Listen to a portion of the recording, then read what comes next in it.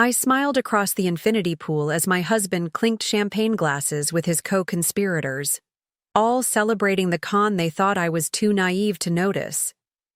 To my beautiful bride, Victor toasted, unaware that in my hotel safe lay documented evidence of his scheme to defraud vulnerable clients, including my late grandmother, that would destroy him by sunrise. Before we jump back in, tell us where you're tuning in from, and if this story touches you, make sure you're subscribed, because tomorrow I've saved something extra special for you. To your stunning bride, echoed Maxwell, Victor's senior partner at Meridian Financial Advisors, his Italian leather shoes gleaming in the fading Mediterranean light. And to the most lucrative union of the year? The crystal flute felt cool against my palm as I maintained my practiced expression of adoration. The Santorini sunset painted everything in a golden hue that matched the wedding band I'd been wearing for exactly 7 days. How fitting that gold, the thing Victor valued most, would be his downfall. Our private villa terrace, carved into the volcanic cliffside, overlooked the caldera where the Aegean Sea stretched endlessly toward the horizon. The setting was breathtaking, exactly what you'd expect from a 30,000 per week honeymoon retreat. Victor had insisted on booking the most extravagant accommodation available, confident that my family would ultimately foot the bill. "Darling, tell everyone about your grandmother's art collection," Victor prompted, his arm sliding around my waist. His cologne, Clive Christian, $750 a bottle, couldn't quite mask the scent of deception I'd grown to recognize. The Picasso alone must be worth what? 8 figures? At least, I responded softly, playing my part. Grandma Josephine had quite the eye for investments. Victor's eyes gleamed with the same predatory look I'd documented countless times during our 18-month relationship. He didn't know I'd been recording every financial planning session he'd conducted in our home, every late-night call with Maxwell, every confidential meeting with their attorney, Eleanor, who now sat across from me sipping her 3rd glass of champagne. "When do you plan to move the collection to the new insurance company?" Eleanor asked, her voice carrying that precise tone lawyers use when they're careful not to explicitly acknowledge the fraud they're enabling. "Once we return to Boston," I replied. "Victor has been so helpful setting everything up." "That's what husbands are for," Victor smiled, squeezing my shoulder a little too tightly. "Protecting their wives' interests." Diana, their so-called compliance officer, laughed a bit too loudly. The same Diana who had doctored client risk profiles to push elderly investors into volatile securities that generated the highest commissions. The same Diana who had personally altered my grandmother's investment directive 6 months before her death. "Victor tells us you've never been much interested in financial details," Diana said, her smile not reaching her eyes. "Smart of you to let the experts handle things. If only they knew that my firm, Aurora Forensic Accounting, specialized in uncovering exactly the kind of fraud Meridian had been perpetrating for years. My grandmother's suspicions about her dwindling accounts had been my first clue, leading me into Victor's orbit at a charity gala where he'd immediately marked me as his next target. "I prefer to focus on more pleasant things," I replied, reaching for a canapé. "Life's too short to worry about numbers." The group exchanged knowing glances, already mentally spending my non-existent inheritance. Victor had spent months cultivating the image of me as a financially naive heiress, telling his colleagues I was the perfect mark, a grieving granddaughter with no financial acumen and a substantial inheritance ripe for the taking. "When is the reading of the amended will again?" Maxwell asked, checking his Patek Philippe watch. Another gift from a client who didn't understand what they were signing. "Next Monday," Victor answered confidently. "Just enough time to get home and set everything in motion." Little did he know, the real reading had occurred 3 days before our wedding, in a private meeting with my grandmother's actual attorney, not the imposter they'd arranged. The forged documents they were counting on had already been flagged by the probate court, thanks to an anonymous tip. "More champagne, anyone?" I offered, standing to refill glasses. We should enjoy our last night in paradise. As I moved around the terrace, I caught fragments of whispered conversations. Signature on the transfer documents. Offshore account in Cayman already set up. Prenup clause activates once the assets are. Each word was another nail in their collective coffin. I excused myself to freshen up before dinner, feeling Victor's eyes following me as I walked toward our suite. Once inside, I sent a prearranged text to Martin Abernathy, the SEC investigator, who had been building a case against Meridian Financial for months. Sunrise. In the privacy of the marble bathroom, I checked my secure email. The response from Martin was immediate. Teams in position. Boston and NYC offices will be secured simultaneously at 9 a.m. EST. International accounts frozen at midnight. I opened the hotel safe and reviewed the contents of my leather portfolio one final time. Inside were not just financial records and my grandmother's legitimate will, but recorded conversations, doctored documents with metadata intact, and a meticulous record of every fraudulent transaction Meridian had conducted over the past 5 years. My hand lingered on the small voice, recorder disguised as a compact mirror, a gift from my grandmother before she died. Always trust your instincts, Elise, she'd told me, and always have proof. I tucked the recorder into my evening clutch and applied a fresh coat of lipstick, Chanel Rouge Allure in Pirate. How appropriate. When I returned to the terrace, the group had moved to the dining table where a private chef was serving the first course. Victor patted the seat beside him. There you are, darling. We were just discussing how to restructure your portfolio once we get back. Maxwell has some brilliant ideas for your grandmother's property investments. I can't wait to hear them, I replied, laying my napkin across my lap. I'm counting the hours until everything is finalized. Victor mistook my anticipation for naive excitement, rather than the calculated patience of a predator who had finally cornered her prey.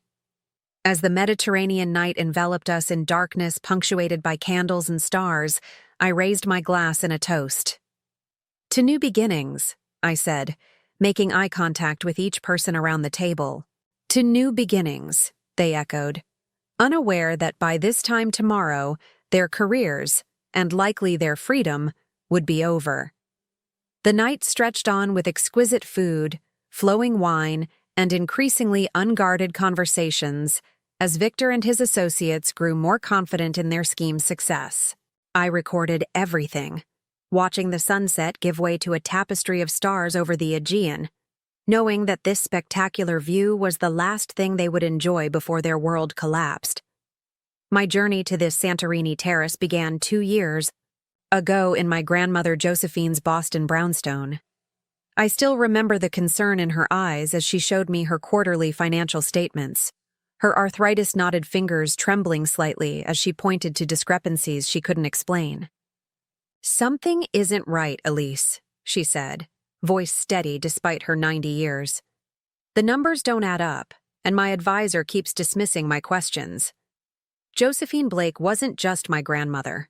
She was a legend in Boston's financial circles. One of the first female portfolio managers on Wall Street in the 1960s, she'd built a fortune through disciplined investing and keen market intuition. The idea that she, of all people, was confused about her finances immediately raised red flags. "Who's managing your accounts now?" I asked, already pulling out my laptop. "Meridian Financial. They came highly recommended by the Hamilton Club." Her lips thinned. "Their young advisor, Victor Lanier, has a certain charm, but lately I feel he's evading me." That night, I began a preliminary analysis of her statements. By morning, I'd identified 3 suspicious transactions totaling over $2 million. Funds had been moved to high-yield specialized investments, with vague documentation, and excessive fee structures. Classic warning signs. As the founder of Aurora Forensic Accounting, I'd spent the past decade tracking financial predators who targeted elderly clients with substantial assets. I'd helped the SEC build cases against dozens of fraudsters, but this was personal. This was my grandmother, the woman who'd raised me after my parents died, who'd funded my education, who'd taught me to recognize the subtle patterns in numbers that revealed human intent. "Let me handle this," I told her over breakfast. "But we need to be strategic.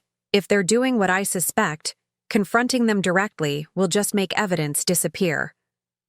Josephine's eyes, still sharp as cut sapphires, gleamed with understanding. "You're suggesting an operation?" "Exactly," I replied. "We need to understand how deep this goes before we move." The plan was simple in theory. I would approach Victor Lanier at an upcoming charity gala, the kind of hunting ground where financial predators found their prey, and position myself as a potential victim. Wealthy enough to be interesting, naive, enough to be vulnerable. What I didn't anticipate was Victor himself. 6 feet tall with carefully tousled dark hair, impeccable suits, and a smile that suggested he shared secrets with the universe. I understood immediately why elderly clients trusted him with their life savings. He radiated competence and caring in equal measure. "Elise Montgomery," I introduced myself, using my mother's maiden name as we'd planned. "I don't believe we've met." His handshake was firm, his cologne expensive but subtle. "Victor Lanier, and that's definitely my loss." His background check on Elise Montgomery would find exactly what we wanted. A trust fund, a modest but successful interior design business, and a recently deceased grandmother who had left her a substantial inheritance still in probate. All carefully constructed with the help of former colleagues at the FBI's Financial Crimes Unit. What Victor couldn't know was that Aurora Forensic Accounting operated under a different name, or that I had already built a case file 2 inches thick on Meridian Financial's suspicious patterns with elderly clients. Our courtship proceeded with textbook precision. Dinner at exclusive restaurants, weekend trips to his beach house in the Hamptons. Within 2 months, he was casually offering financial advice. By 4 months, he was introducing me to his colleagues. At 6 months, he was requesting copies of my identity documents for estate planning purposes. Each step was documented, each conversation recorded on devices disguised as jewelry or compacts. My grandmother, following our progress from her brownstone, delighted in what she called our little sting operation. "He's becoming careless," I told her after a dinner where Victor had pressed for details about my inheritance. He mentioned specialized international investment vehicles that would protect my assets from taxation. "Offshore accounts," she nodded. "Classic. Your grandfather caught 3 advisors trying that scheme in the 70s. As our relationship deepened, so did my investigation. I gained access to Meridian's client list through an accidental glance at Victor's laptop. Later research revealed a disturbing pattern: wealthy clients over 75, recent widows, individuals with cognitive decline.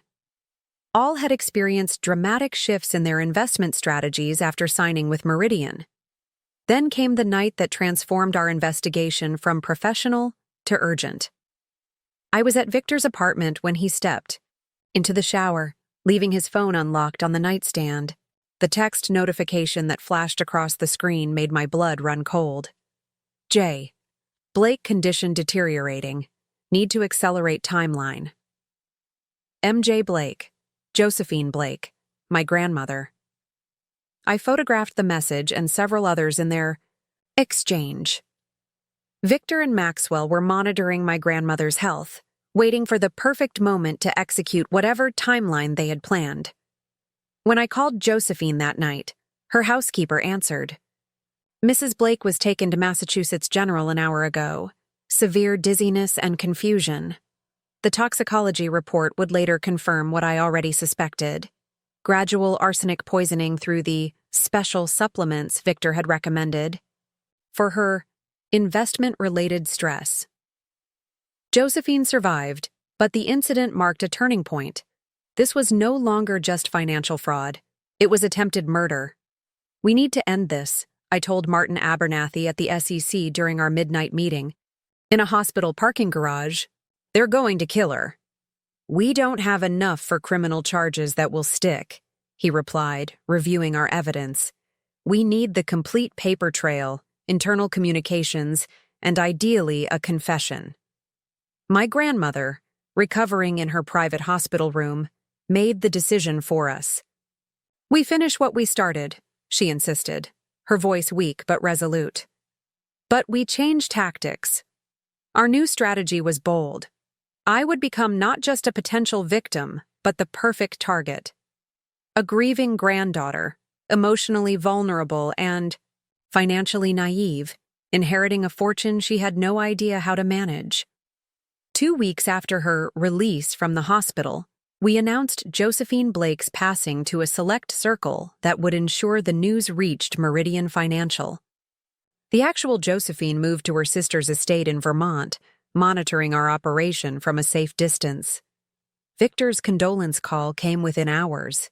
His voice carried just the right note of professional sympathy. If there's anything I can do to help during this difficult time, he offered. Actually, I replied, voice deliberately breaking, there's so much I don't understand about Grandma's finances. Could we possibly… The trap was set. What followed was a masterclass in predatory financial behavior. Victor and his team moved with practiced efficiency, consolidating control over my inheritance, restructuring portfolios to generate massive hidden fees, establishing offshore vehicles, and gradually isolating me from other financial advisors who might question their methods. Every step was documented, every conversation recorded, every document copied. When Victor proposed marriage 11 months into our relationship, I wasn't surprised. A wedding ring would give him access to even more control over my financial affairs through carefully worded prenuptial clauses that appeared to protect me but actually did the opposite.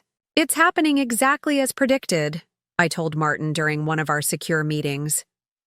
He's proposed. Are you prepared to take this all the way? He asked, concern evident in his voice. I thought of my grandmother, now healthily recovering, in Vermont, but legally deceased. I thought of the dozens of elderly clients whose retirement savings had been decimated by Meridian schemes. I thought of the careful paper trail we'd constructed, nearly complete but missing the final, crucial pieces that would only be accessible to Victor's spouse. All the way to the altar, I confirmed, and then to their prison cells.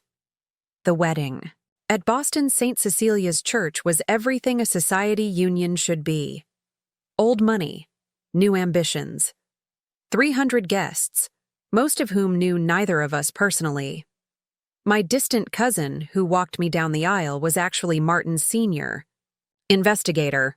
The weeping family friend in the front row was the U.S. attorney building the case.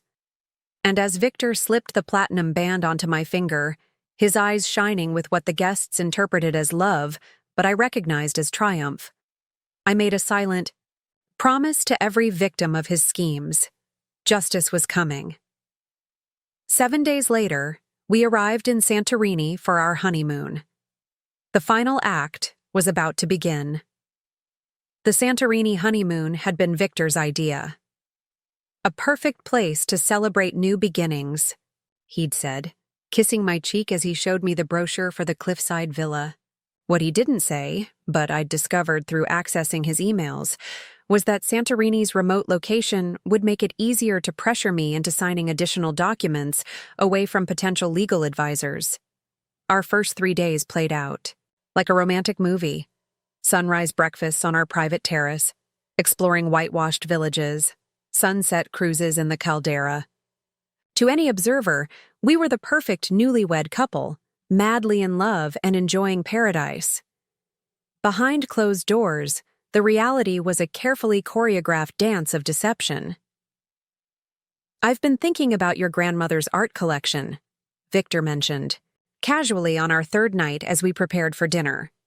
He was adjusting his cufflinks, platinum with small diamonds, another gift from a client who didn't realize they were paying for it through hidden fees. What about it? I asked, applying mascara in the bathroom mirror, the special compact recorder capturing every word. The insurance rates in the Boston property are astronomical. We should consider moving the most valuable pieces to a specialized storage facility. Translation. He wanted to get his hands on the artwork before I realized its true value. Whatever you think is best, I replied, playing my role as the trusting, financially naive wife. Grandma always said I had a good eye but a terrible head, for business. His smile in the mirror was both condescending and predatory. That's why you have me now, darling. To protect you from making costly mistakes.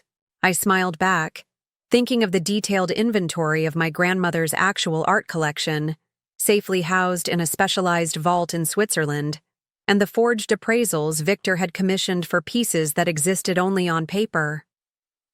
I'm so lucky, I murmured, letting him zip up my dress, his fingers lingering on my bare skin in a way that once might have seemed affectionate, but now felt calculating. Every touch was an investment toward his eventual payday. The pattern continued. Throughout the week, each day brought new suggestions about my inheritance and subtle digs about my financial ignorance. During our visit to ancient Akrotiri, these ruins have stood for thousands of years. Wish I could say the same for your grandmother's investment strategy before we took over. While shopping in Fira, $400 for a hand-painted plate? This is why you need me managing your accounts, sweetheart. You'd spend through your inheritance in a year without guidance. Over dinner in Oya. Maxwell's team found 3 more accounts your grandmother had hidden away. Lucky for you, we're thorough. Her previous advisors missed them entirely. Each comment was designed to reinforce my dependence and his expertise. Each was recorded, cataloged, and added to our growing case file. On our 5th day, things escalated. Victor insisted we meet with a business associate who happened to be vacationing nearby. The associate turned out to be Eleanor Jenkins, Meridian's attorney, who coincidentally had brought paperwork requiring immediate attention. Just some standard transfer authorizations, Victor explained, as Eleanor spread documents across our ice villa's dining table. The probate court needs them to release the final portions of your inheritance. I scanned the papers, recognizing them instantly as anything but standard. They were sophisticated asset transfer documents designed to move securities into offshore accounts controlled by shell companies. Companies I had already identified as being owned by Victor and Maxwell. These look complicated, I said, furrowing, my brow in performed confusion. Shouldn't my own attorney review them? Eleanor's smile tightened. Probate deadlines are strict, Mrs. Lanier. Delays could result in significant tax penalties. Besides, Victor added, massaging my shoulders in a gesture that appeared supportive but felt restraining. We discussed this before the wedding. Consolidating. Your assets under professional management was the responsible approach, remember? What followed was a 40-minute masterclass in financial manipulation. They tag-teamed me with technical jargon, veiled warnings about tax consequences, and gentle reminders about my grandmother's wishes for my financial security. I just want to make sure I understand, I insisted, playing my part perfectly. This transfers the tech stocks into a new account? A specialized investment vehicle, Victor corrected, the faintest edge entering his voice. One that protects the assets from market volatility. Translation: an offshore account they controlled completely, designed to disappear once funded. Your grandmother would be so proud of how you're handling this, Eleanor added, her voice dripping with manufactured sincerity. She always worried about your financial acumen. That was their mistake, invoking my grandmother as a pressure tactic. The real Josephine Blake would have seen through their scheme in seconds and eviscerated them with the financial knowledge they wrongly assumed I lacked. You're right, I said finally, accepting the Mont Blanc pen Victor extended. Grandma would want me to be responsible. I signed in the wrong places, accidentally, initialed incorrectly, and spilled water on one crucial page, amateur mistakes that necessitated new paperwork to be drafted. We'll have these redone immediately, Eleanor assured me, unable to hide her irritation. We can finish tomorrow. After they left, Victor's mask slipped further. That was embarrassing, he snapped, loosening his tie with an aggressive jerk. Eleanor is a senior partner, not some clerk you can waste time with your incompetence. I widened my eyes, letting tears gather. I was trying to understand. Some of us didn't go to Wharton on Daddy's donations. His face softened immediately, not from genuine remorse, but from tactical necessity. He couldn't risk alienating me before the transfers were complete. I'm sorry, darling, he said, pulling me into an embrace that felt like a straitjacket. I forget sometimes that this world is new to you. I just want everything perfect for our future. I nodded against his chest, secretly activating the recording device in my bracelet. I know, I'm trying. It's just overwhelming. Sometimes I feel like I'm disappointing everyone, including Grandma.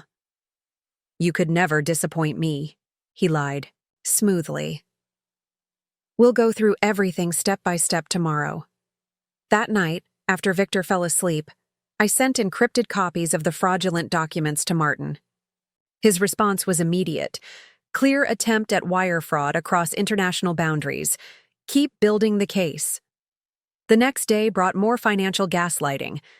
Victor arranged a casual lunch with Maxwell and Diana at a beachfront restaurant. The real agenda quickly became apparent.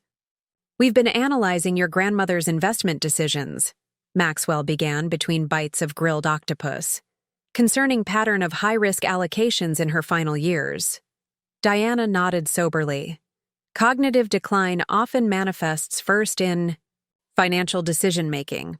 The neuropsychological research is quite clear. I stared at my untouched Greek salad, recording every word while appearing distressed by their insinuations. Are you suggesting my grandmother was impaired? I asked, voice deliberately wavering. Victor placed his hand over mine. It's nothing to be ashamed of, darling. Happens to brilliant people all the time. That's why the paperwork Eleanor brought is so important.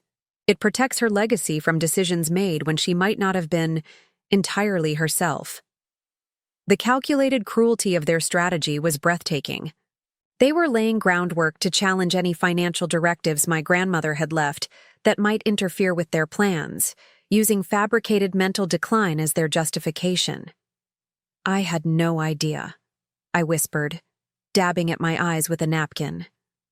That's why you have us now, Diana said, her voice professionally sympathetic while her eyes remained coldly calculating.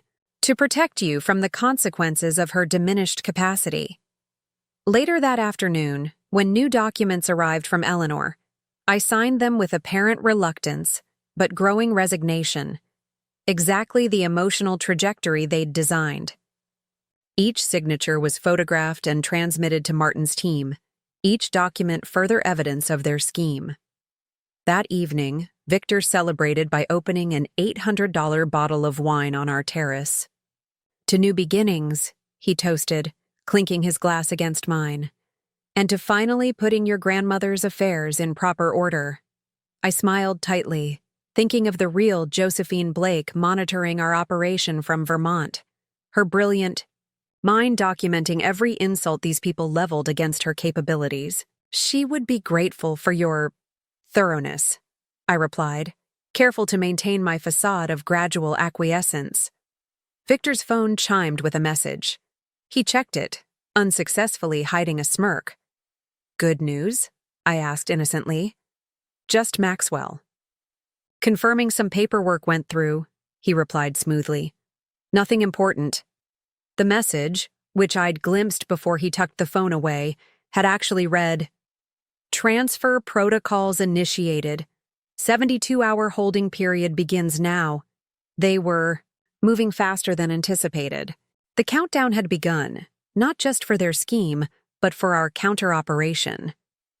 The following day brought the most difficult test yet. Victor arranged a video call with his parents, wealthy Boston socialites who'd initially questioned his whirlwind romance with me, but had apparently come around to the financial advantages of our union. Mother and father want to discuss wedding gifts, he explained as he set up his laptop on our terrace. They're thinking of transferring some family property into our names. The real purpose became clear within minutes of his parents appearing. On screen. Victor tells us you've been overwhelmed by your inheritance responsibilities, his mother began, her Boston Brahmin accent as pronounced as her disapproval. Perhaps it would be prudent to consolidate everything under Meridian's management. Victor has always had a head for numbers, unlike some people who focus on interior design. The dismissive glance she gave me spoke volumes about her assessment of both my profession and my intelligence. That's very thoughtful, Mother Lanier, I replied, embracing the submissive daughter-in-law role they expected. Victor has been so patient explaining everything. His father, a retired investment banker whose ethical shortcuts had been legendary on Wall Street, cleared his throat.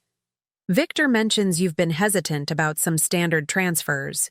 At your age, that kind of indecision can cost millions in the current market. For the next 30 minutes, I endured a coordinated attack on my financial competence from 3 directions. Victor occasionally interjected with supportive comments that actually undermined me further. Elise is trying, Father. She just doesn't have our background in these matters. By the call's end, I had agreed to their suggested solution, giving Victor's father temporary power of attorney to streamline the transition of my assets. After disconnecting, Victor didn't bother hiding his satisfaction. They mean well, he said, closing his laptop. Father's connections can make everything much smoother. I'm sure he can, I replied, thinking of the detailed background report on Victor's father already in our case file, including 3 SEC investigations that had been suspiciously dropped after key witnesses recanted. That night, as Victor slept, beside me, I sent Martin an urgent update.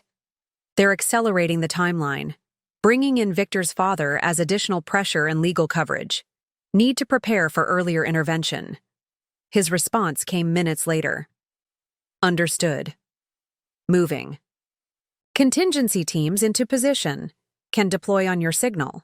I stared at the moonlight reflecting off the Aegean, listening to the rhythmic breathing of the man who thought he was conning me out of millions. In less than 48 hours, our elaborate dance would end, and only one of us would still be standing when the music stopped. Come back to bed, he said, extending his hand. Tomorrow's a big day. Maxwell and Diana are bringing some special guests for dinner. Oh? I allowed him to lead me back to the bedroom. You didn't mention guests. Just some friends who happen to be in Santorini. Potential clients, actually. I thought we could combine business with pleasure. He kissed my forehead in a gesture that once might have seemed tender. Nothing for you to worry about. As he drifted back to sleep, I lay awake, mentally reviewing every component of Operation Checkmate. The plan had begun taking shape months ago, after we discovered Victor's involvement in my grandmother's poisoning. What had started as a simple sting to document financial fraud had evolved into something far more complex and consequential. Martin Abernathy at the SEC had been my first call. His team had already been building a case against Meridian Financial, but they lacked the insider access needed to document the most sophisticated aspects of the fraud. We need someone on the inside, he'd said during our first clandestine meeting at Massachusetts General Hospital while my grandmother recovered. Someone they'll trust with their playbook.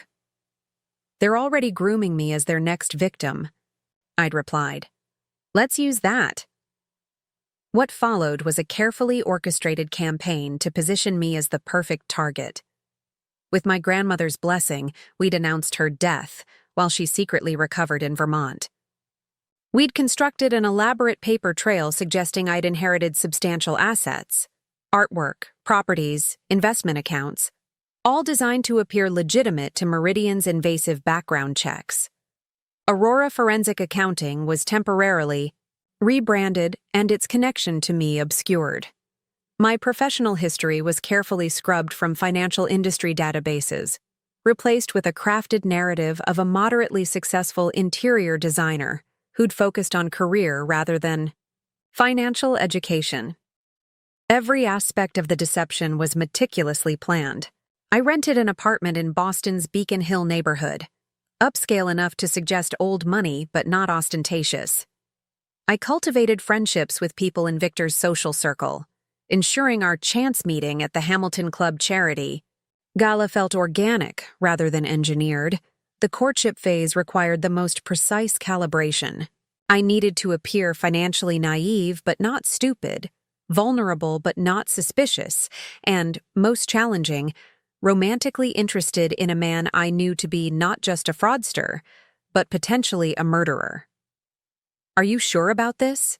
Martin had asked, as the relationship progressed. Getting this close to him, it's beyond what we typically ask of cooperating witnesses. "He tried to kill my grandmother," I'd replied simply. "There is no line I won't cross to ensure he never does this to anyone else." The deeper I penetrated Victor's world, the more extensive we discovered the fraud to be. Meridian wasn't just targeting wealthy elderly clients. They'd constructed an elaborate ecosystem of shell companies, falsified investment vehicles, and offshore accounts designed to siphon millions while evading regulatory oversight. More disturbing were the connections we uncovered to previous clients, who had died under natural circumstances after changing their wills to benefit various Meridian-connected entities. My grandmother's poisoning wasn't an anomaly. It was part of an operational pattern. By the time Victor proposed marriage, Operation Checkmate had expanded to include coordination with the FBI, Interpol, and financial authorities in 7 countries. The prenuptial agreement he insisted upon, designed to give him control of my assets while appearing to protect me, became additional evidence in our growing case file. "The wedding is a risk," Zoe had argued during our strategic planning session. "Once you're legally bound to him, complications multiply." "The wedding is an opportunity," I'd countered. "It gives me access to the inner circle at exactly the moment they'll be most confident and therefore careless." My grandmother, monitoring our progress from Vermont, had agreed. "The boldest moves often yield the greatest results," she'd said, her voice stronger as her health improved. "Besides, annulments exist for a reason. The honeymoon location had been Victor's choice, but it served our purposes perfectly. Santorini's remote setting meant Meridian's team would feel safe conducting business that might attract attention elsewhere. International jurisdiction complications would work in our favor, allowing multiple agencies to pursue charges simultaneously. The final component had been the careful selection of which evidence to bring physically to Greece. The leather portfolio secured in our hotel safe contained only original documents. My grandmother's actual will, the falsified power of attorney, forms Victor had created, banking records showing the movement of funds, and medical reports confirming the arsenic poisoning. Everything else existed in encrypted cloud storage, accessible to law enforcement with a single authorization code. If anything went wrong, if Victor somehow discovered my true purpose, the dead man's switch would activate, sending the entire case file to authorities worldwide. Dawn was breaking over the Aegean as I finally drifted to sleep, confident in our preparations. Every contingency had been anticipated, every vulnerability addressed, every escape route secured. Victor woke me 3 hours later with a cup of coffee and a suspiciously cheerful demeanor. "Rise and shine, beautiful," he said, placing the cup on my nightstand. "Eleanor just called. The probate documents cleared final approval. We're officially ready to proceed with all the transfers." I sat up, feigning groggy confusion. "That's wonderful. What time is it?" "Nearly 10. I let you sleep in." He was already dressed in crisp linen trousers and a blue button-down that complemented his tan. "I've got a quick meeting with Maxwell by the main pool to prepare for tonight's dinner. Why don't you enjoy a spa treatment? I've booked you a full package, massage, facial, the works." Translation: he wanted me occupied and away from whatever final preparations they were making for tonight's trap. That sounds perfect, I murmured, accepting the coffee. What time are the guests arriving? 8 o'clock. Wear something impressive. These are serious potential clients. He kissed my forehead. The blue Valentino would be perfect. After he left, I immediately contacted Zoe using the secure phone. He's accelerated again, I reported, claiming probate clearance already came through. Impossible, she replied. The actual probate court hasn't even scheduled the hearing yet. He's manipulating you to sign before verification is possible. As expected, they're planning something definitive for tonight's dinner. All evidence suggests this is their endpoint. Martin confirms the same based on intercepted communications. Maxwell has booked flights leaving Santorini tomorrow morning, first class to Zurich. I smiled grimly. They won't be on those flights. Confirm final positions for tonight. All operatives in place by 7. Confirmed. Aurora out. I spent the day maintaining my cover, accepting the spa treatments Victor had arranged, smiling vacantly at his occasional text messages, playing the role of blissfully ignorant newlywed. Enjoying her honeymoon, all while the trap we'd spent 18 months constructing prepared to snap shut around the predators who believed I was their prey.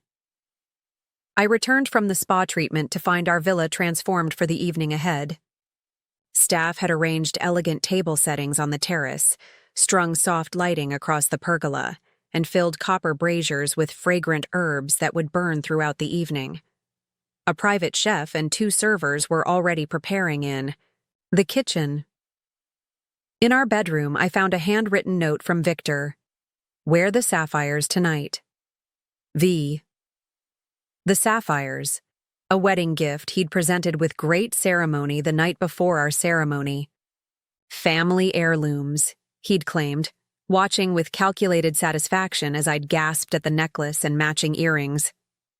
What he didn't know was that I'd already had them professionally appraised. They were high-quality replicas, worth perhaps 1/10 of what genuine Lanier family heirlooms would command. I showered and began preparing for the evening, my movements deliberate and unhurried despite the tension building inside me. The blue Valentino dress Victor had suggested hung ready, a $12,000 garment he'd insisted on buying during our engagement, ostensibly as a gift but actually as an investment in his own image. Tonight it would serve a different purpose. It's concealed. Internal pocket providing easy access to the recording device I'd need. As I applied my makeup, I caught sight of my reflection and paused. The woman staring back at me had played her role flawlessly for 18 months. She had smiled through dinners with people she knew to be predators. She had accepted kisses from a man who had tried to murder her grandmother. She had spoken wedding vows while wearing a wire. Last act, I whispered to my reflection, applying the deep red lipstick that completed my transformation into Victor's beautiful, naive wife. The sapphire replicas gleamed at my throat and ears as I made final adjustments. The jewelry contained no recording devices. We'd considered it but deemed the risk too high given Victor's occasional gifts of surprise jewelry inspections, ostensibly to check settings but actually to search for surveillance equipment. My phone chimed with a text from Zoe. Assets in position. Green light. I deleted it immediately and checked the time. 7:15 p.m. Guests would arrive in 45 minutes. I opened the hotel safe and removed the leather portfolio containing our key evidence, securing it in the concealed compartment beneath the bathroom sink, accessible but not obvious. At precisely 7:30, Victor returned to the villa, Maxwell and Diana in tow. They were already drinking champagne, their voices carrying that particular tone of smug anticipation I'd come to recognize. There she is! Victor called as I emerged onto the terrace, his eyes performing a calculated appraisal of my appearance. Stunning as always. Maxwell raised his glass, his gaze lingering inappropriately. The blushing bride. Victor's a lucky man. Diana stepped forward to air-kiss my cheeks, her diamonds, unlike mine, authentically valuable. The sapphires were the right choice. They bring out your eyes. I smiled. accepting the glass of champagne Victor handed me. "Thank you for arranging all this, darling. The terrace looks magical." "Only the best for my wife," he replied, his arm sliding around my waist in a possessive gesture meant less as affection and more as a display of ownership for his colleagues. While the servers prepared final touches. For dinner, the three Meridian conspirators huddled near the edge of the terrace, speaking in lowered voices. My enhanced hearing device, disguised as a sapphire stud in my right earring, picked up fragments despite their precautions. Documents ready for signing after dessert. Transfer confirmation already queued. Singapore account prepared. To receive. Their confidence was absolute. They had no conception that they were under surveillance not just by me, but by an international team of financial crime specialists positioned throughout the resort. At 8:05, the first guests arrived, a distinguished-looking couple who introduced themselves as Richard and Helen Montague from London. Victor and Maxwell performed their well-practiced welcoming routine, completely unaware that Richard was actually Martin Abernathy from the SEC, and Helen was Interpol financial crimes specialist Sophia Rousseau. "We've heard such wonderful things about Meridian Financial," Martin said, accepting a glass of champagne. "Your returns have been quite impressive in this difficult market," Maxwell preened. "We employ certain strategies that give us unique advantages." I caught Martin's almost imperceptible nod. The recording was perfect. By 8:30, all the special guests had arrived. 3 couples, all undercover operatives representing different law enforcement agencies. The final arrivals were introduced as Takashi and Amy Watanabe, purportedly Japanese. Venture capitalists, but actually FBI Special Agent James Chen and his partner, Agent Rebecca Dawson. As we took our seats for dinner, I felt Victor's hand squeeze my knee beneath the table, a gesture that might appear affectionate, but carried an unmistakable message. Perform well tonight. The dinner began with elegant Greek mezza, followed by fresh-caught fish prepared with local herbs. The conversation flowed with the carefully selected wines, primarily focused on investment opportunities and market conditions. Throughout it all, Victor maintained his charming facade, occasionally directing questions to me that were designed to showcase both my beauty and my financial ignorance. "Elise isn't much interested in market projections," he explained indulgently after one guest asked my opinion on emerging market funds. "Her grandmother handled all that. Now I'm teaching her the basics." The condescension in his tone made me grip my wine glass tighter, but I maintained my practiced smile. Just a few more hours of this performance. After the main course, as servers cleared plates and prepared for dessert, Maxwell initiated the next phase of their plan. "While we're enjoying this magnificent setting," he began, his voice carrying the smooth cadence of a practiced pitch, "I thought we might discuss a unique investment opportunity we're developing at Meridian." The potential clients expressed appropriate interest, prompting Maxwell to elaborate on an exclusive fund that promised exceptional returns through proprietary trading algorithms and special access to pre-IPO opportunities. It was textbook. Securities fraud, vague promises, exclusivity as bait, and returns that defied market logic. By dessert, Maxwell was detailing the limited-time opportunity that required immediate capital commitment. Throughout this presentation, I noticed Victor growing increasingly agitated, checking his watch and exchanging tense glances with Diana. Something was off schedule in their carefully orchestrated evening. When Victor's phone buzzed, he quickly excused himself to take the call inside our villa. Through my earpiece, I heard Zoe's voice. "Alert, intercepted call from Victor's father. Something about accelerated timeline and concerns about the grandmother." A chill ran through me. Had they somehow discovered Josephine was alive? Victor returned to the terrace, his expression controlled but tension visible in the tightness around his eyes. He whispered something to Maxwell, who immediately began wrapping up his investment pitch. "Perhaps we should move to brandies and coffee," Victor suggested, his tone overly casual. And there are some wonderful local digestives our host has provided.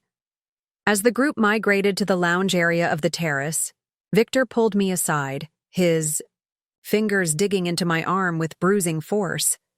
"We need to finalize some paperwork tonight," he hissed, all pretense of affection gone. "My father called. There are complications with your grandmother's estate." "What kind of complications?"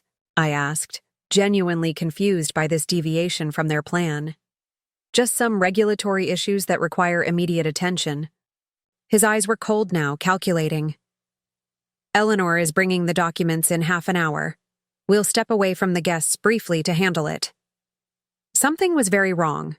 Their original plan had been to have me sign the transfer documents after the guests left, not during the dinner party. This abrupt change signaled either a problem or an opportunity they hadn't anticipated. I excused myself to use the restroom, immediately contacting Zoe through the secure phone. "What's happening?" I demanded in a whisper. "Victor's father discovered discrepancies in the background they created for you," Zoe reported. "He's demanding immediate action before, his words, she gets suspicious or gets advice. They're panicking. Are we compromised? No. They don't suspect your true identity. They're worried about the real Elise Montgomery getting financial advice that might expose their scheme." I processed this quickly. They're accelerating because they think I might discover the fraud, not because they know I'm investigating it. Correct. But this changes the timeline. They'll be more aggressive, potentially less careful. "Tell Martin, we may need to move before the documents arrive." "Understood. Standing by for your signal." When I returned to the terrace, the atmosphere had subtly shifted. Maxwell was now aggressively pursuing investment commitments from the undercover agents, while Diana had positioned herself near me, effectively cutting off my access to the Montagues, who had been asking too many informed questions. Victor was performing a convincing facsimile of the gracious host, but I could see the tension in his shoulders, the calculation in his eyes as he frequently checked his watch and the villa entrance. At precisely 9:45 p.m., Eleanor arrived, legal briefcase in hand. Without subtlety, Victor immediately guided me away from the guests. "Business never sleeps," he apologized to the group with a practiced laugh. "Just a few quick signatures required for a time-sensitive opportunity. We'll rejoin you shortly." In our villa's living room, Eleanor was already spreading documents across the coffee table. Unlike our previous interactions, she didn't bother. With pretense. "Sign where indicated," she instructed sharply, pointing to yellow tabs on multiple pages. "All of them. Now." I glanced at Victor, feigning confusion at her tone. "What's the rush? I thought we were doing this tomorrow before our flight." "Market conditions changed," he replied tersely. "This is time-sensitive, Elise." I picked up the first document, pretending to read it carefully. The language was deliberately impenetrable. Pages of legal terminology designed to obscure the simple fact that I was signing away control of all my assets to shell companies they controlled. "Victor, can at least you explain what—" "For God's sake," he snapped, mask finally slipping completely. "Just sign the fucking papers!" The sudden aggression silenced the room. Eleanor looked uncomfortable but said nothing. Outside on the terrace, I could hear Maxwell still charming the guests, covering for our absence. "Excuse me?" I said quietly, putting down the pen. Victor's expression transformed instantly, a calculated recalibration. "I'm sorry, darling. It's just, these regulatory deadlines can cost us millions in potential returns. I'm only thinking of protecting your inheritance." But it was too late. The mask had fallen, revealing the predator beneath. In that moment of unguarded frustration, Victor had shown me exactly who he was. Not that I had ever had any doubts. "Perhaps I should have my own lawyer review these first," I suggested mildly, knowing the reaction it would provoke. The response was immediate and revealing. Victor's face flushed with barely suppressed rage. Eleanor began hurriedly gathering the documents, as if to protect them from my scrutiny. "There's no time for that," Victor insisted, his voice tight with controlled fury. "Every hour of delay costs thousands. Your grandmother would want you to be decisive." The invocation of my grandmother, the woman they had poisoned, was the final straw. Something shifted inside me, a cold clarity replacing the calculated patience I'd maintained for 18 months. "What would my grandmother want?" I repeated, my voice taking on a new tone that made both Victor and Eleanor look up sharply. "That's an interesting question, Victor." "Sign the papers, Elise," he demanded, abandoning the pretense of affection entirely. "Now." I stood slowly, smoothing the blue Valentino dress he'd chosen to showcase his beautiful, biddable wife. "No," I said simply. It was just one word, but it landed like a physical blow. Victor actually took a step backward. So unexpected was my refusal after months of careful compliance. "What did you say?" he asked, disbelief evident in his voice. "I said no." My voice remained calm, but something in my eyes must have changed, because Eleanor began edging toward the door. Victor recovered quickly, his expression hardening into something ugly and familiar, the face of a predator whose prey has suddenly shown unexpected resistance. "Don't be ridiculous," he spat. "You signed the prenup. You don't have a choice." "There's always a choice." "Victor," I replied, moving toward the concealed compartment where I'd hidden the leather portfolio. "What are you doing?" he demanded, following me. "Get back here and sign those documents." His hand closed around my arm with bruising force, spinning me to face him. The mask was fully gone now, replaced by the cold calculation of a man who saw his payday slipping away. "Let go of me," I said quietly. "Not until you sign," he hissed. "Do you have any idea what's at stake here? What I've invested in this?" I met his gaze steadily. "I know exactly what's at stake, Victor. I've always known." Something in my tone finally penetrated his anger, registering as warning. His eyes narrowed, reassessing me as if seeing a different person from the compliant wife he thought he'd married. "What are you talking about?" he asked, grip loosening slightly. I smiled then, not the practiced, accommodating smile I'd worn for 18 months, but something entirely different, something that made him take another step back. "Why don't we discuss it with our dinner guests?" I suggested. "I think they'll find it fascinating." The breaking point had arrived. As Victor's expression shifted from confusion to the first dawning of real fear, I knew the final act was about to begin. "You're not going anywhere," Victor said, his voice dropping to a dangerous register as he moved to block the doorway to the terrace. "Not until you explain yourself." I maintained my newfound composure, reaching into my dress's hidden pocket to retrieve the small recording device I'd been carrying all evening.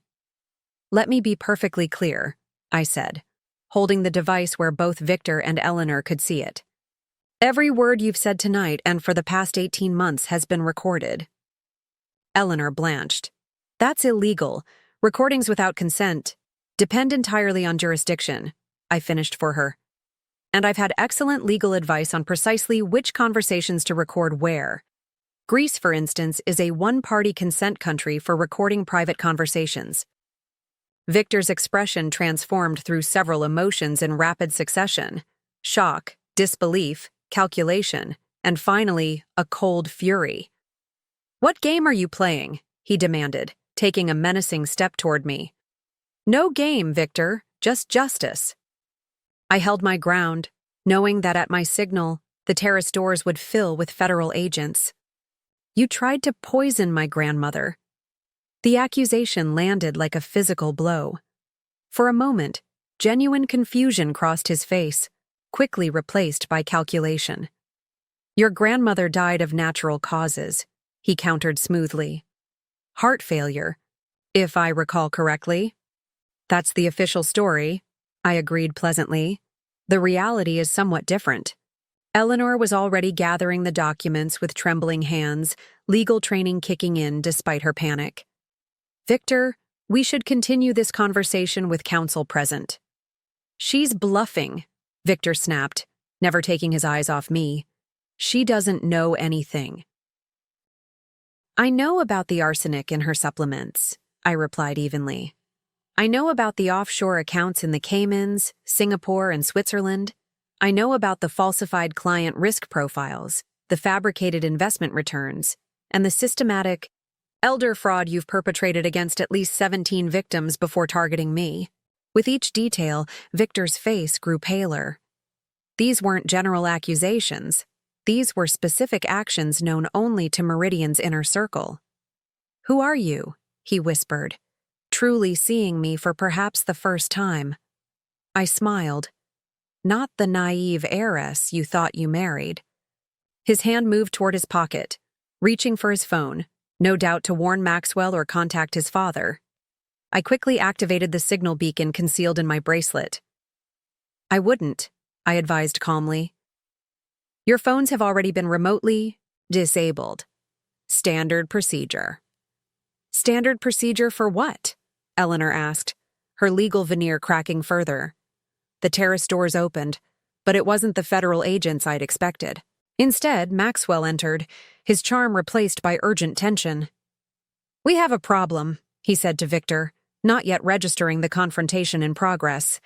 "The Montagues are asking very specific questions about our compliance history and—" He stopped abruptly, finally sensing the charged atmosphere. "What's happening?" Victor didn't take his eyes off me. "Apparently my wife isn't who she claims to be." Maxwell's hand instinctively went to his own phone, but I shook my head slightly. "As I was just explaining, your phones won't work. Neither will the villa landlines.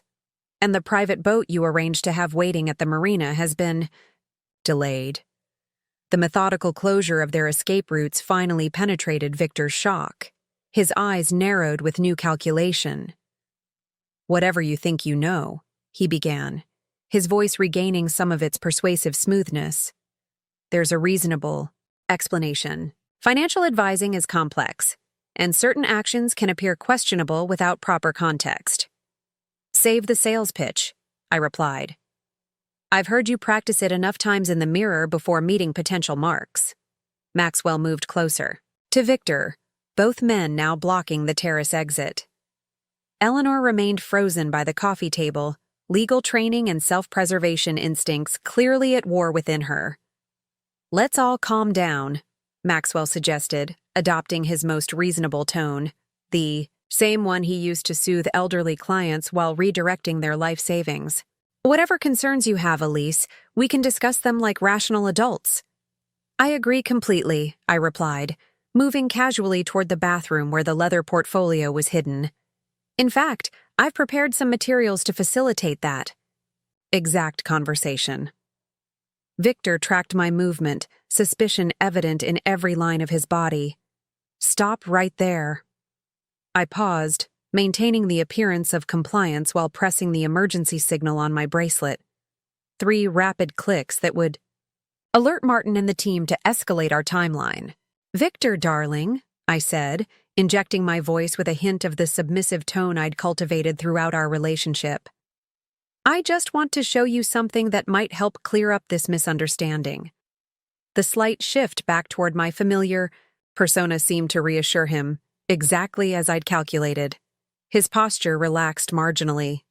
"Fine, but no sudden movements." I nodded demurely and continued toward the bathroom, aware of Victor following several paces behind. This wasn't ideal. I'd hoped to retrieve the portfolio without direct confrontation, but our contingency planning had prepared for this scenario.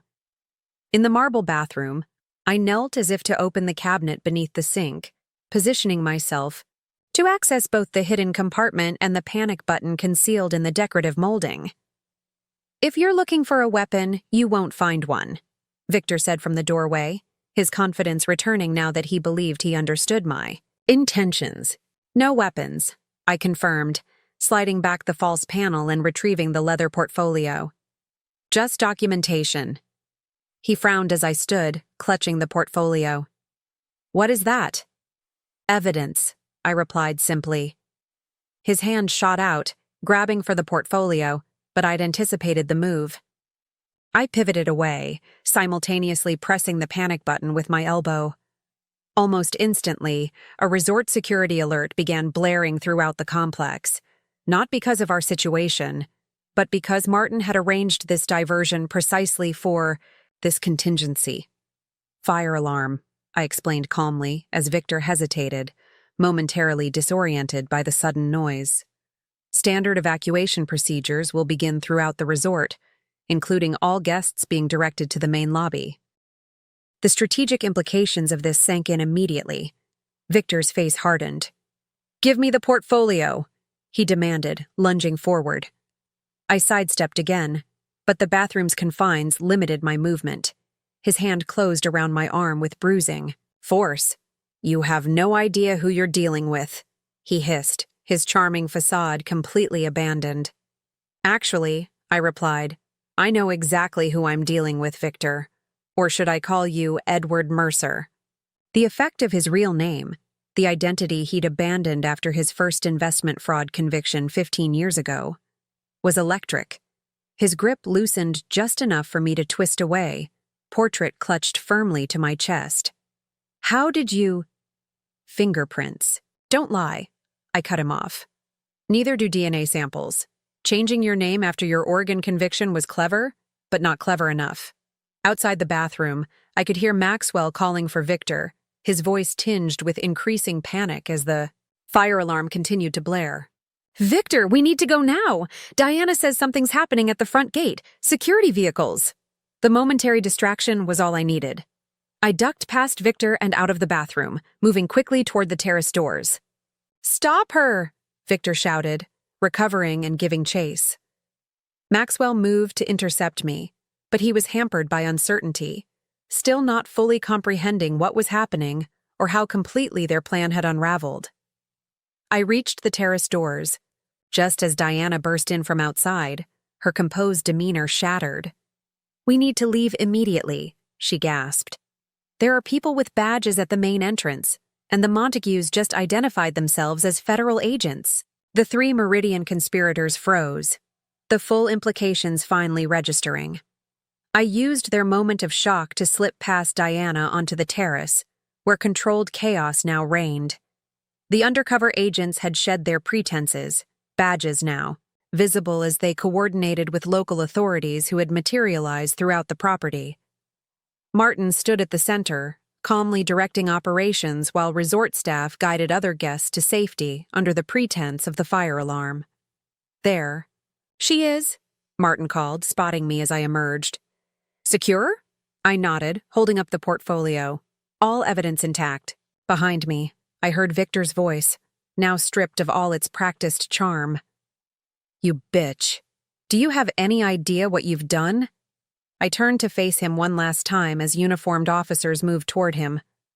"I've done exactly what I intended to do. From the beginning, Victor. I've exposed you." His face contorted with rage as the realization dawned fully. This whole thing, from the very beginning, was a carefully orchestrated sting operation, I confirmed. "You were never the hunter, Victor. You were always the prey." As officers secured Victor, Maxwell, and Diana, I handed the portfolio to Martin. "Everything you need is here. Original documents, banking records, medical reports confirming the poisoning attempt." Martin nodded grimly, passing the portfolio to a forensic technician for immediate documentation. "Your grandmother will be pleased." Victor's head snapped up. "Her grandmother is dead." "No," I corrected him with genuine pleasure. "She's very much alive and has been monitoring our entire operation from Vermont. The death certificate you were so proud of obtaining? Completely falsified, with the cooperation of federal authorities." The final piece of the puzzle seemed to break something in Victor. His shoulders slumped as officers secured his wrists with handcuffs. "You never loved me," he said, a statement rather than a question. I met his gaze steadily. "I never loved Edward Mercer, financial predator and attempted murderer. Victor Lanier never existed." As they led him away, I felt a complex wave of emotions. Not regret, certainly, but the profound exhaustion that comes at the end of a long-term undercover operation. For 18 months, I'd lived as someone else, calibrating every response to maintain my cover while gathering evidence against increasingly dangerous targets. Martin approached, handing me a secure satellite phone. "Someone wants to speak with you." I took the phone, already knowing who would be on the line. "Grandmother?" "Well done, my dear," came Josephine Blake's crisp voice, still powerful at 90 years old. "The falcon has caught the falconer, it seems." "We got them all," I confirmed, watching as officers led Eleanor away to join her colleagues. "Every piece of evidence secured.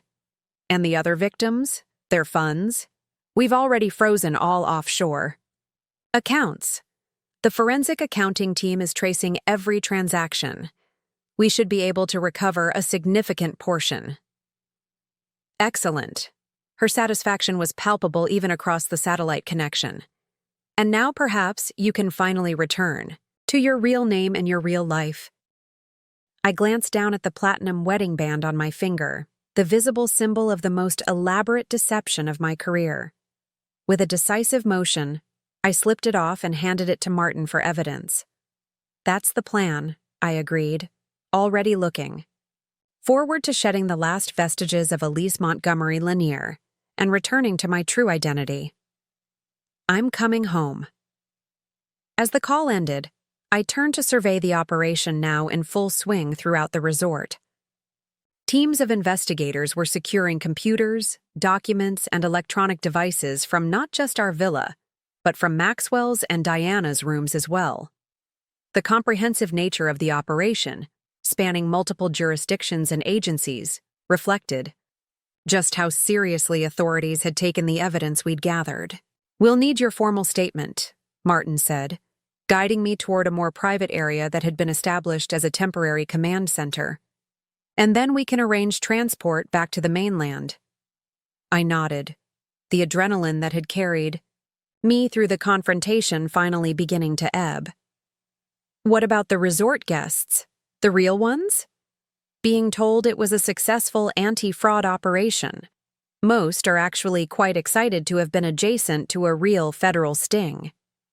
He smiled, slightly. "Several have asked if it will be on television."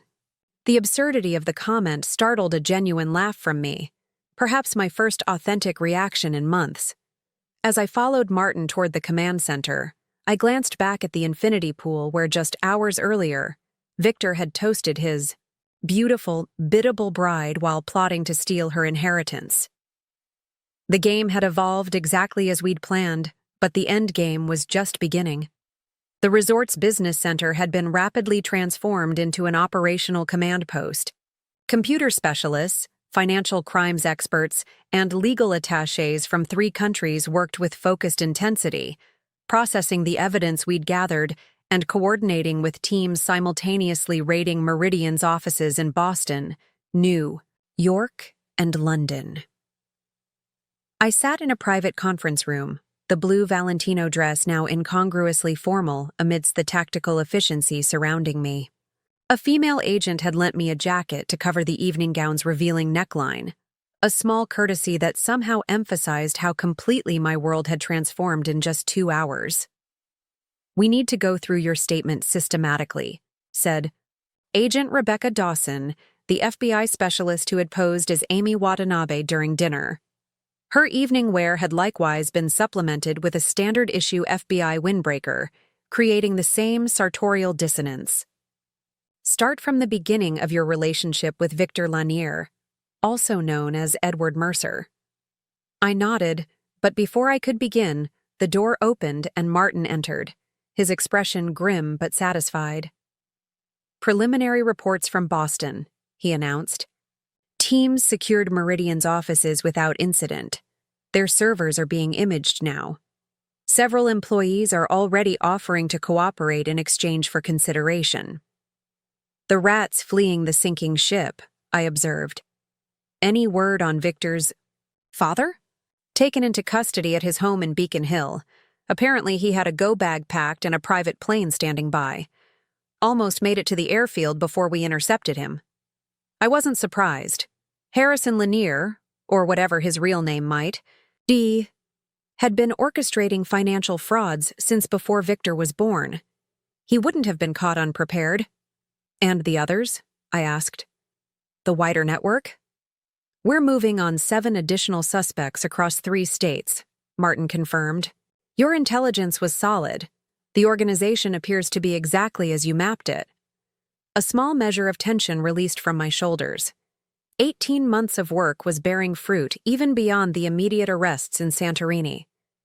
Rebecca placed a laptop before me. We need to record your formal statement now while details are fresh. I straightened in my chair, removing the sapphire earrings and necklace, the final pieces of my Elise Lanier disguise. As I set them aside, Martin produced a small case from his pocket. I believe these are yours, he said quietly. Inside lay my actual jewelry. Simple pearl studs that had been my mother's and the slim platinum watch I'd received upon founding Aurora Forensic Accounting. Small totems of my real identity that I hadn't worn since beginning the operation. The simple act of putting on my own jewelry initiated a profound internal shift. My posture changed, my voice dropping to its natural register rather than the slightly higher pitch I'd affected as Elise.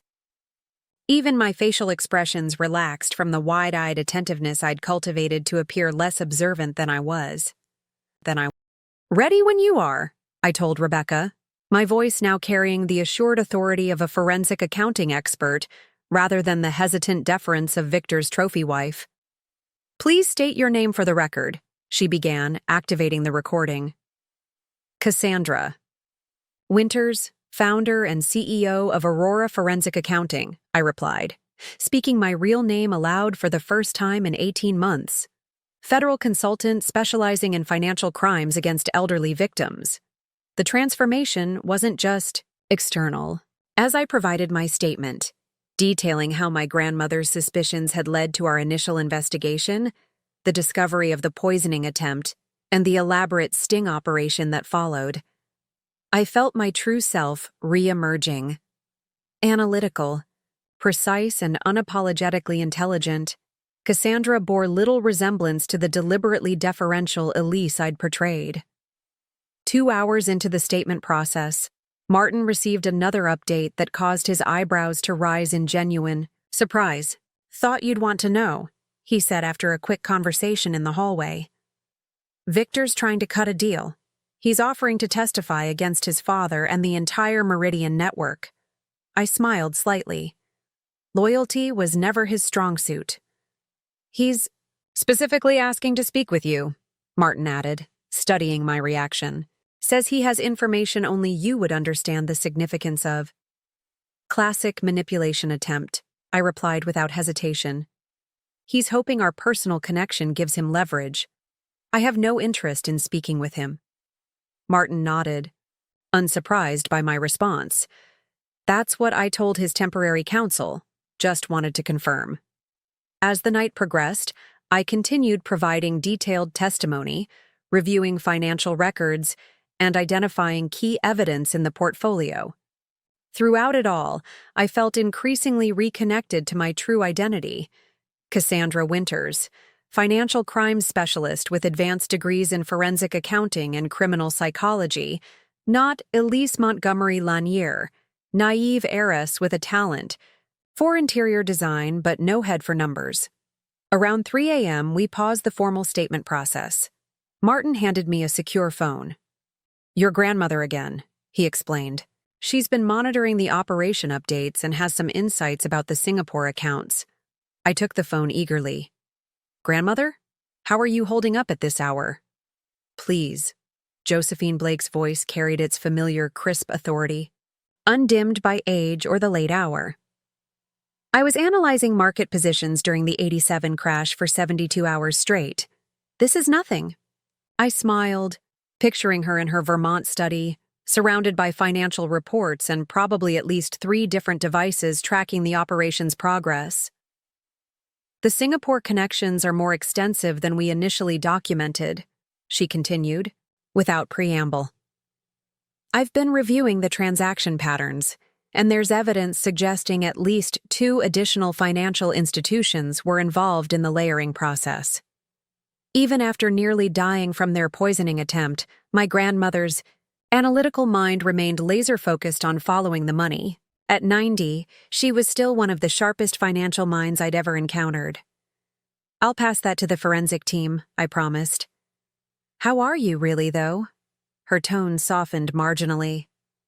"I'm relieved, Cassandra. Relieved that this chapter is ending and that you can return to your life. This operation asked too much of you."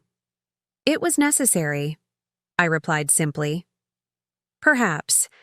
But living as someone else for 18 months, sharing your life, your bed with a man you knew to be dangerous." She paused. "I've worried about the psychological toll."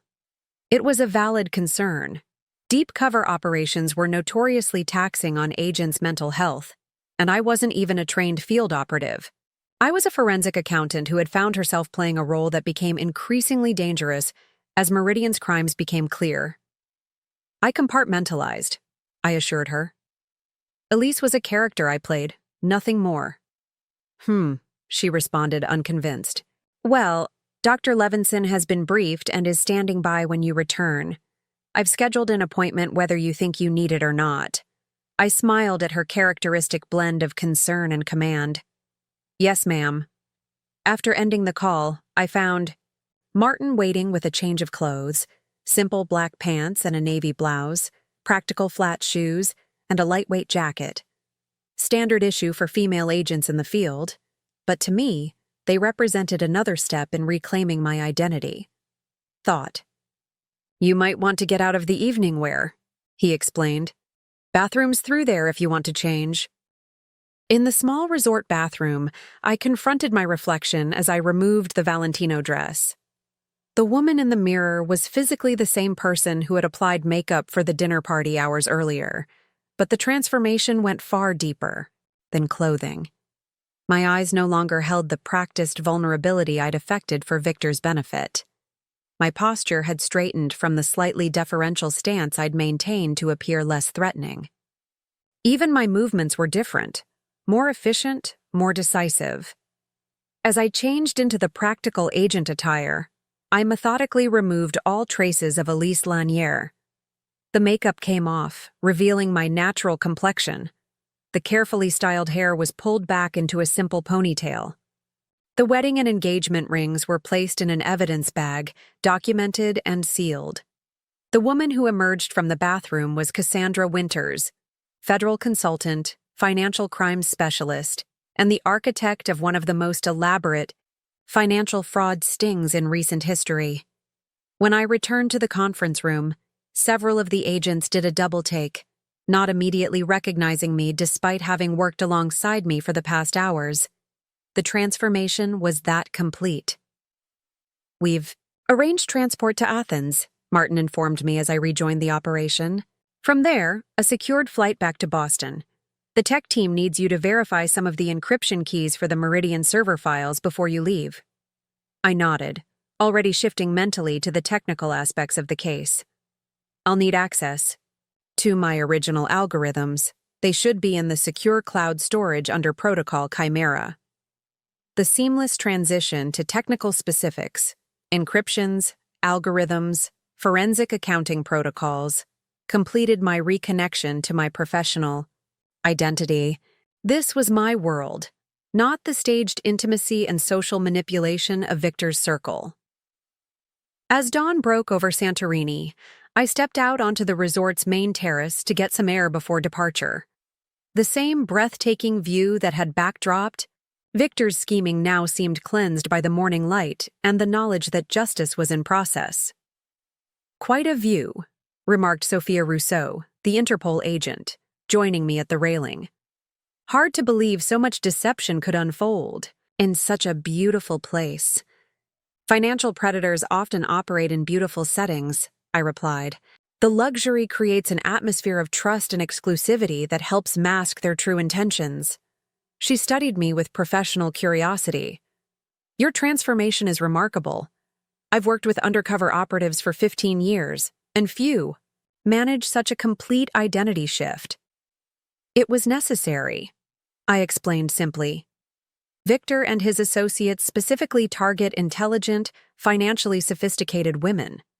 To appear vulnerable to them, I had to create a persona that contradicted everything I actually am, and yet you maintain that persona through an 18-month relationship, including marriage, she observed. The psychological discipline required is exceptional. I didn't mention the nights I'd lain awake beside Victor, fighting the revulsion I felt knowing he had tried to murder my grandmother, or the elaborate mental compartmentalization I'd developed to endure his touch, his kisses, his intimate assumptions. I had sufficient motivation, I said instead, thinking of my grandmother's hospital bed and the other elderly victims whose life savings had been systematically stolen by Meridian's operation. Martin approached with a tablet displaying a secure video feed from Boston. You'll want to see this. They're bringing Victor's father into federal custody. The footage showed Harrison Lanier, architect of decades of financial fraud, being escorted into the federal building in handcuffs.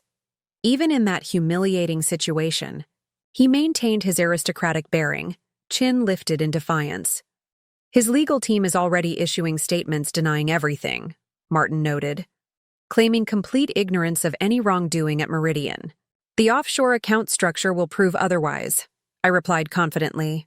The nested shell companies all trace back to his control, carefully disguised but forensically traceable. A junior agent approached with urgent body language. Sir, Victor Lanier is demanding to speak with Ms. Winters again. He claims to have information about additional victims that only she would understand. Martin looked to me questioningly. I considered the request briefly. Tell him I'll see him before I leave, I decided, but in an official capacity only with full recording and legal representatives present. This wasn't about giving Victor what he wanted. It was about potentially gaining additional information to help other victims. And perhaps, on some level, it was about completing my transformation by confronting him not as Elise, the naive wife he'd manipulated, but as Cassandra, the federal consultant who had orchestrated his downfall. The helicopter that would transport me to Athens waited on the resort's helipad, rotors still as the pilot completed pre-flight checks. I had approximately 30 minutes before departure, just enough time for one final confrontation with the man who had believed he was the predator but had always been my prey. The resort's security office had been temporarily converted into an interview room. 2 armed federal agents stood outside, while inside, recording equipment had been set up to document every word of my final encounter with Victor. Martin had initially objected to the meeting, concerned about Victor's manipulative abilities, but had ultimately deferred to my judgment. We'll be monitoring everything, he reminded me as we approached the door. If he makes any threatening moves or if you want to end the conversation, just say we're done here, and we'll terminate immediately. I nodded, mentally preparing myself. Has he been told who I really am? Only that you're not Elise Montgomery. We left the full revelation to your discretion. A small smile touched my lips. Good. I want to see his face when he learns exactly who he's been dealing with. Martin studied me for a moment. This isn't about gloating, right? Because that's not the Cassandra Winters I've worked with for the past 5 years. It's not about gloating, I assured him. It's about closure, and potentially extracting valuable information about other victims. Satisfied, he opened the door. Victor sat at a small table, still in his dinner attire from the previous evening, though considerably more disheveled. His hands were cuffed to a ring on the table, a necessary precaution given his earlier aggressive behavior. A court-appointed attorney sat beside him, looking uncomfortable and out of his depth. Victor's head snapped up as I entered, his eyes widening at my transformed appearance. Gone was the elegant evening gown and carefully styled hair, replaced by practical clothing and a confident posture that had never been part of Elise Lanier's repertoire. "Who the hell are you?" he demanded, pulling against his restraints. I sat across from him, placing a recording device on the table and activating it with a deliberate motion. "For the record, please state your name."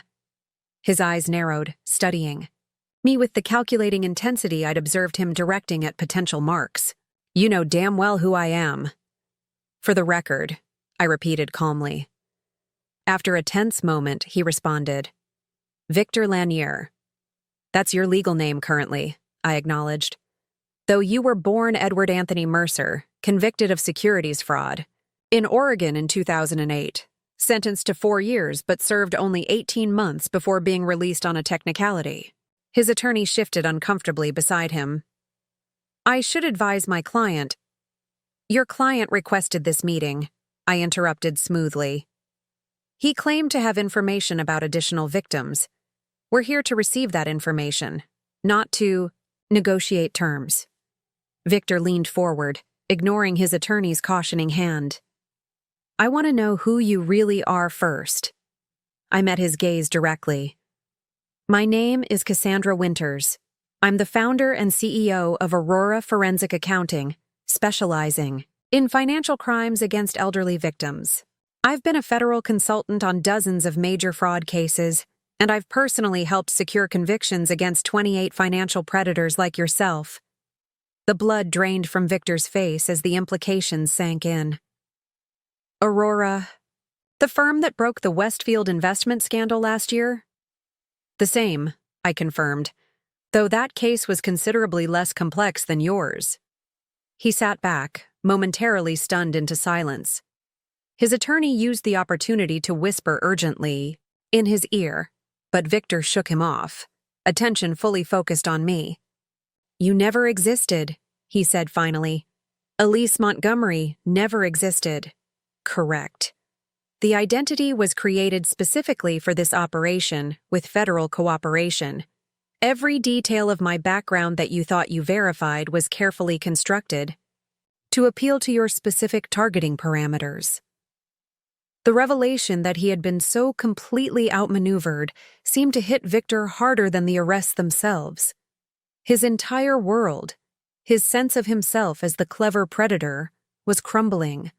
"Before my eyes, the inheritance," he began. "Fictional. The properties, the art collection, the trust fund, all fabricated with convincing documentation.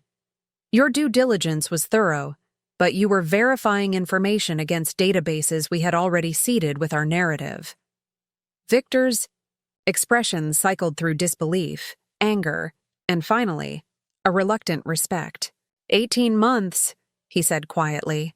"You maintained the deception for 18 months, even the wedding." "Especially the wedding," I corrected him. "A federal judge performed the ceremony, and the witnesses included 3 FBI agents and an assistant U.S. attorney. The marriage certificate is legitimate, though an annulment is already being processed on grounds of fraudulent representation. Yours, not mine." His lawyer attempted to interject again, but Victor silenced him with a sharp gesture. "Josephine Blake is alive?" "Very much so.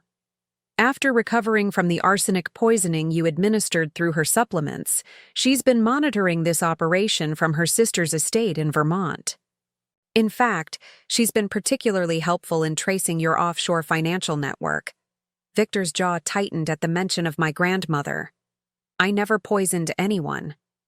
The toxicology reports and purchase records indicate otherwise. Your credit card was used to buy the supplements. Your fingerprints are on the container, and we have surveillance footage of you replacing her regular supplements with the contaminated version." I leaned forward slightly. "That's attempted murder, Victor, not just financial fraud. The sentencing implications are considerably more severe." For the first time, genuine fear flickered in his eyes. He glanced at his lawyer, who nodded grimly, confirming the seriousness of these charges. "You mentioned information about additional victims," I prompted, redirecting the conversation.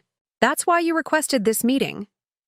Victor seemed to regain some composure, recognizing a potential bargaining chip.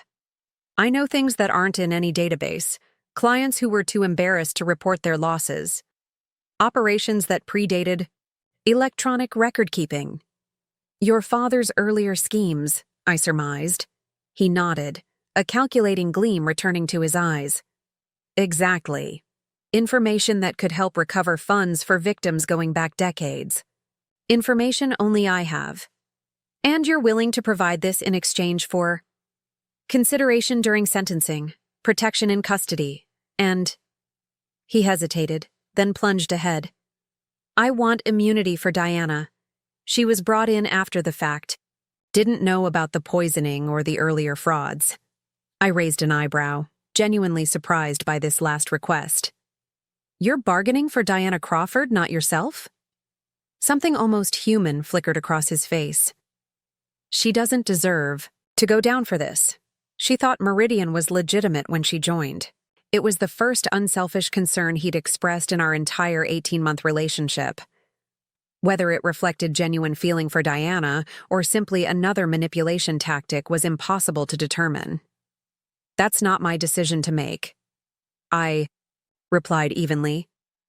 But cooperation is certainly taken into consideration during prosecution. Victor studied me with new intensity, as if seeing me clearly for the first time.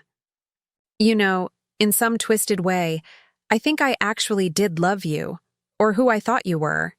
The statement was so unexpected it momentarily caught me off guard. Not because I believed it, Victor was incapable of genuine love, but because it revealed how completely he had deceived himself along with his victims. You loved the reflection of yourself you saw in Elise, I corrected him. You loved having someone you could control, manipulate, and ultimately exploit. That's not love, Victor. That's narcissism. His eyes hardened. And what about you? 18. Months pretending to be in love, sharing a bed, planning a future, all while setting me up for prison. How is that any different? The difference, I replied calmly, is that I never claimed to love you for your money. I never tried to poison you for your inheritance. I never planned to steal everything you had built and leave you destitute. Victor leaned back in his chair, a bitter smile playing at his lips. So it's justified because your deception served justice while mine served self-interest. Convenient moral framework. We can debate ethics another time, I said dismissively. Right now, I'm interested in the information you claim to have about additional victims. Recognizing that his philosophical gambit had failed, Victor shifted tactics. My father's records are in a storage facility in Back Bay. Unit registered. Under the name William Thorne. Inside is a safe containing documentation of every operation from 1985 through 2010, including client lists and offshore account details. I made a note of this information, though I suspected either the storage unit would be empty or the name and location were fabricated. Victor was still playing games, still hoping to manipulate the situation to his advantage. And more recent. Victims? I prompted. Check Meridian's client files for elderly women with no immediate family, assets over $2 million, and recent medical issues, he replied, suddenly all business. Maxwell specifically targeted cancer patients and early dementia diagnoses, clients whose mental capacity might be questioned if they later raised concerns about their accounts. This aligned with patterns we'd already identified in our investigation, but Victor's confirmation would strengthen the prosecution's case. Any other employees involved that we should be aware of? Victor hesitated, then appeared to make a calculation. Thomas Reeves in compliance. He falsified the risk assessment documents. And Jennifer Landon in client services. She identified vulnerable targets from health information they disclosed during intake interviews. I nodded, recording these names. Anything else you think might be relevant? He studied me for a long moment, as if trying to decipher what leverage might remain available to him. Finding none, his shoulders slumped slightly. The Singapore accounts are structured to automatically transfer to secondary holdings in Macau if inactive for more than 72 hours. You'll need to freeze those immediately, or approximately $40 million in client funds will disappear permanently. This was genuinely new information, valuable intelligence that could help recover significant assets for victims. I maintained a neutral expression despite the importance of this revelation. "I'll pass that along to the financial crimes team," I said, making a note to alert Martin immediately after our meeting. Victor leaned forward, cuffs rattling against the table ring. "That's worth something in terms of cooperation, wouldn't you say?" "That determination will be made by the prosecutors," I replied evenly. "But yes, providing actionable intelligence that leads to asset recovery is typically viewed favorably."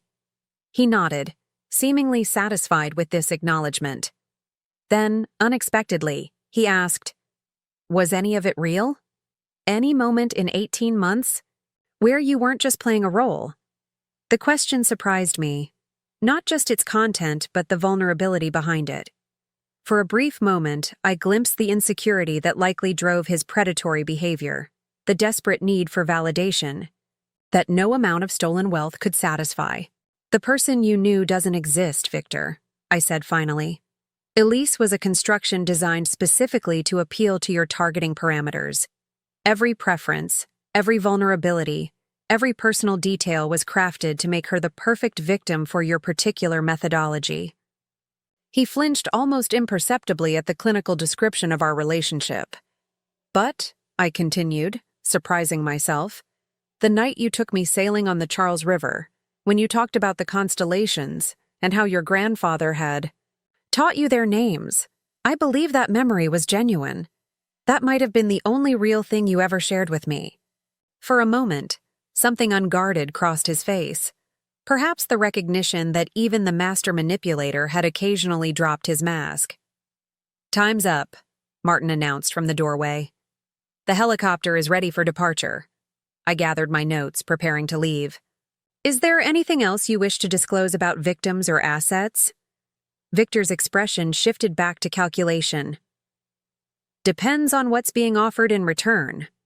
And just like that, the momentary glimpse of humanity vanished, replaced by the familiar, opportunistic predator. I stood, suddenly weary of the perpetual manipulation that defined Victor Lanier. "We're done here," I said, using the agreed-upon phrase to end the interview. As I turned to leave, Victor called after me, his voice carrying a strange mixture of admiration and bitterness. "You know, you're better at this game than I ever was. The perfect con." I paused at the doorway, looking back at the man I'd married under false pretenses to bring him to justice. "The difference, Victor, is that this was never a game to me, and justice isn't a con."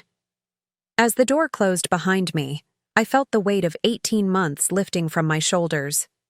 The operation that had consumed nearly 2 years of my life was finally complete. Victor Lanier, and Edward Mercer before him, would never target another vulnerable victim. "Get anything useful?" Martin asked as we walked toward the helipad. "The Singapore accounts are set to auto-transfer to Macau Holdings. That needs immediate attention." He nodded, already reaching for his secure phone. "I'll alert the financial team. Anything else?" Names of additional accomplices within Meridian, and the location of his father's historical records, though I'd treat that with skepticism. The morning sun cast long shadows across the resort grounds as we approached the waiting helicopter. In the distance, I could see the transport vehicles that would take Victor, Maxwell, Diana, and Eleanor to face preliminary hearings on the Greek mainland before extradition to the United States. "Ready to go home?" Martin asked as the helicopter pilot signaled our approach. Home. After 18 months living as someone else, the concept seemed almost foreign. Not the physical location, but the return to myself, to Cassandra Winters, with her own preferences, habits, and identity unshaped by the need to appear vulnerable to a predator. "More than ready," I replied, stepping toward the helicopter and the journey back to my real life. "More than ready," I replied, stepping toward the helicopter and the journey back to my real life. The transition from Elise Lanier to Cassandra Winters unfolded across continents and courtrooms over the following months. As our helicopter lifted from Santorini that morning, I watched the paradise where my elaborate deception had culminated grow smaller beneath us, a fitting metaphor for the distance I was placing between myself and the role I'd played for 18 months. The case against Victor Lanier and Meridian Financial became one of the most significant financial fraud prosecutions of the decade. The evidence we'd gathered proved devastating. 78 elderly victims, over $100 million in stolen assets, and a documented pattern of systematic exploitation that shocked even veteran financial crime investigators. The defendants, engaged in a level of predatory behavior rarely seen even in financial fraud cases, the U.S. Attorney announced at the press conference following the indictments. They didn't just steal money, they deliberately targeted vulnerable elderly individuals, including those with cognitive impairments and terminal illnesses. Victor's attempt to negotiate for leniency ultimately failed. The evidence of his involvement in my grandmother's poisoning, along with forensic accounting linking him to 3 other suspicious deaths among Meridian clients, elevated the charges far beyond simple securities fraud. When confronted with the comprehensive case against him, several of his associates quickly turned state's evidence, further strengthening the prosecution. At the sentencing hearing 6 months later, I finally came face to face with Victor again. Gone was the confident financial advisor in tailored suits who had once mockingly explained investment basics to his financially naive wife. In his place sat a diminished figure in prison attire, the mask of charm permanently stripped away. When the judge asked if he wished to make a statement before sentencing, Victor turned toward me in the gallery. "She deceived me more thoroughly than I ever deceived anyone," he said, a final attempt to reframe his narrative. "Remember that when you celebrate her methods." The judge was unmoved. "Mr. Lanier, the evidence shows you attempted to murder Ms. Blake for her assets after systematically defrauding dozens of elderly victims. The fact that you were ultimately caught through legal deception reflects the justice system working as intended." His sentence, 28 years without possibility of parole, effectively ended his career as a predator. His father received an even longer sentence, a fitting conclusion to decades of financial exploitation. Diana, as Victor had requested, received limited immunity in exchange for her cooperation, though her role in the compliance violations still resulted in a 3-year sentence. Recovery efforts for the victims continued long after the sentencing. My team at Aurora Forensic Accounting worked alongside federal authorities to trace and repatriate funds from offshore accounts and hidden assets. The leather portfolio that had accompanied me throughout the honeymoon ultimately helped recover over 60% of the stolen funds, an unusually high recovery rate for financial fraud cases. "You've set a new standard for forensic accounting and fraud prosecution," Martin told me at the celebration following the successful asset recovery. "Though I sincerely hope you don't plan to marry every suspect you investigate." My grandmother, fully recovered and more formidable than ever at 91, had the final word on the operation as we sat in her Boston study reviewing the case files. "The measure of justice isn't in the years sentenced or even the funds recovered," she observed, closing the final report. "It's in the prevention of future victims. How many elderly individuals won't face financial ruin because you removed these predators from circulation?" It was a perspective that helped resolve the lingering ethical questions about the methods we'd employed. The elaborate deception, the manufactured relationship, even the marriage itself, all justified by the predators stopped and the vulnerable individuals protected. My personal recovery proved more complex than the legal proceedings. Returning to my own life after 18 months of performing vulnerability required adjustment. The psychological consultation my grandmother had insisted upon helped identify and address the subtle impacts of extended undercover work, the hypervigilance, the occasional identity confusion, the recalibration to authenticity after so much calculated performance. 6 months after the Santorini operation, I found myself standing before a different kind of legal proceeding, the finalization of my annulment from Victor Lanier. The document officially ending our marriage cited fraud and misrepresentation as grounds, an irony not lost on anyone familiar with the case. Does this provide the closure you were seeking? The judge asked as she signed the final decree. Considered her question carefully, thinking about the complex path that had led me from my grandmother's hospital bedside to this courtroom. It completes a necessary legal step, I replied. The real closure came when his victims received justice. As I left the courthouse, a reporter approached, clearly recognizing me despite my attempts to maintain a low profile throughout the proceedings. Ms. Winters, do you regret the extreme measures you took to bring down Meridian Financial? Many consider your undercover marriage controversial, even for a federal operation. I paused, considering how to respond to the question I'd been asked in various forms since the operation became public. When financial predators target the vulnerable, particularly the elderly, they count on our unwillingness to go to extraordinary lengths to stop them, I finally answered. They bank on our discomfort, our ethical hesitation, our preference for conventional approaches. My grandmother nearly died because of their calculation that no one would look closely enough or fight hard enough to expose them. I don't regret proving them wrong. Today, Aurora Forensic Accounting continues its work protecting elderly clients from financial exploitation. The Meridian methodology has become a case study taught at the FBI Academy and in forensic accounting programs nationwide. The secret documentation discovered in Victor's father's storage unit ultimately led to the resolution of 12 previously unsolved cases of financial exploitation dating back decades. As for me, I've found my equilibrium again.